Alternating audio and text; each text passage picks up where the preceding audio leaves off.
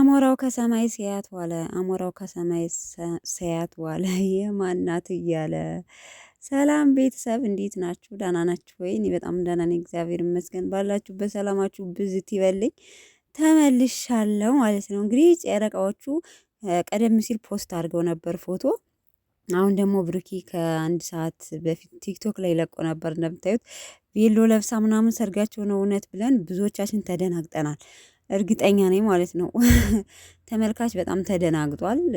እርግጠኛ ነኝ እኔም ደንግጫለሁ። እውነት ነው ምናምን እያልኩ ማለት ነው። እና ለማንኛውም ያው የሰጣትንም ይኸው እንደምታዩት አበባው ፍቅር ላቭ የሚል ነው። ከመሀል ልብ ቅርጽ አለበት።